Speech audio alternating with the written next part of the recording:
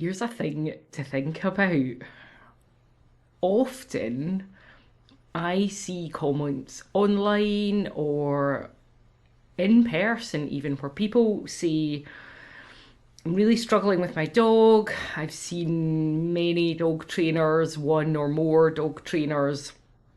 I'm following their advice exactly, and it's not working. So, do I need to accept that this dog is untrainable, or that I need to be much firmer with this dog so they know that what they're doing is the wrong thing to do? And that is particularly the case for people with dogs that have got a much higher prey drive. Those people genuinely do have a dog who's more difficult to train, and they are out there in the thick of it because avoiding prey is pretty much impossible for almost everybody. And so they're out there, they're working hard at doing whatever the dog trainer they saw told them to do. And then they're having to deal as well with perhaps with different advice. So sometimes different dog trainers will give you different advice. So there might be that going on. So it's really normal to think this, I'm doing everything I'm told to do and none of it's working. What can I do? Now, I would like to challenge this idea of I'm doing everything I'm told to do, because it is my experience that if you're in that situation, that you probably aren't. So when I researched prey driving dogs, I got people to send me in video footage of them playing games with their own dogs. That was like a significant part of my research. And so some people got to play a game that's familiar to everybody, whether they've had a dog or not. Some people got to throw something for their dog to chase. And so every single person that I asked to do that sent me a video of them throwing something for their dog to chase. So that was perfect. Some people, I asked them to do something that's much less familiar. So some people I asked to hide the toy without their dog looking and let their dog find the toy. So I wanted them to show me video footage of the dog finding the toy, or being told that they could go and find it. And over 50% of the people that I asked to do that were not successful.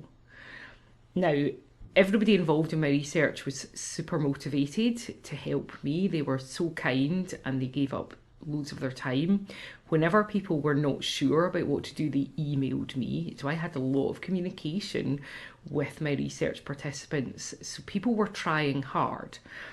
I sent them information in writing, and I also videoed me doing the hiding toy game with one of my dogs so they could see a video example. And even so, more than half of them didn't hide the toy. What they did a variety of things. So some of them threw the toy with the dog watching, and when the toy was still, they sent the dog, like a marked retrieve. If you're familiar with gun dog training, like a marked retrieve, the dog sees the thing fall and then it goes to get it. Some of them threw the toy for the dog to chase, and some of them waved the toy in front of their dog's nose and then threw it, and their dog chased it. And I know that if I emailed every one of them and said, and asked them what they thought they'd done, they would have replied back to say they'd hidden the toy for the dog to find, because that's what I'd asked them to do. But that's not what they did. And it's the same thing. I find the same thing happens to me when I'm learning new things. The same thing happens to me. I think I'm doing one thing, but if I video myself or go and work with another trainer to help me, they will almost always point out things to me that I am doing that's nothing like what they suggested I do.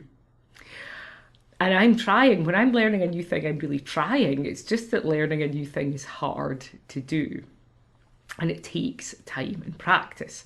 So if you are in that situation that I know is common with high prey drive dogs, where you're thinking, this isn't working, do I just need to accept that I can't train this dog?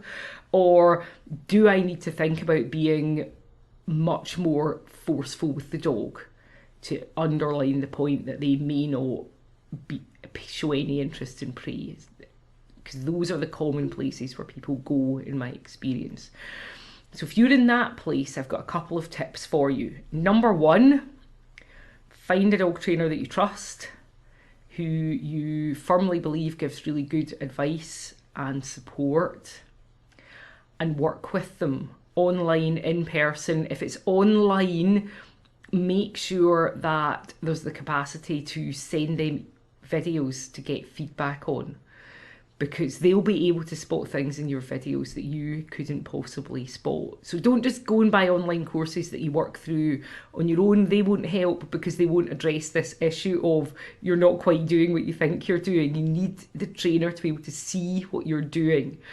So either work online and take video of yourself and work with a trainer who allows you to send the video into them, or work with somebody face to face and expect to see them a lot over a period of potentially years.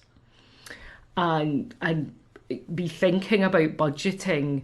Whatever they charge for one-to-one lessons, be thinking about budgeting for 2 a month, so that you've got time to practice in between, but not so much time that you go away off and do the wrong thing for ages.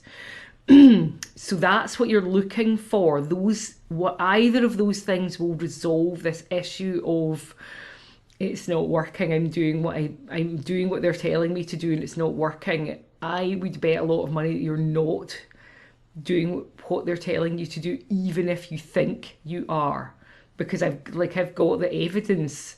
The evidence that the research that shows me that if you're asked to do something that's not familiar to you, the chances are you're not doing what you were told to do.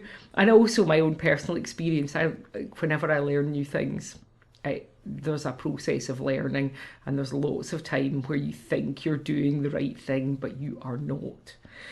And the other thing you can do, if you don't have budget to work with a dog trainer, then get into the practice of videoing yourself. These days, everybody has got a mobile phone, or almost everybody has got a mobile phone that will take high quality video. So use that functionality. You can buy cheap little stands for like £20 on Amazon. If you don't have budget to pay a dog trainer for help, buy a cheap stand for your mobile phone and get in the practice of filming your training, so that you can see if what you're doing matches what the person that you're learning from is doing. And then you can go and learn from anywhere. But ideally you want to learn from somebody where you can see what they're doing, so that you can start to practice what they do. But either work long term with a dog trainer online or face to face, or start videoing yourself and reviewing the videos to see what you actually do. Because it's my long experience that we almost never do what we think we're doing when we're learning. And it applies to me just as much to you. So I hope this was helpful. Thanks for watching. Bye for now.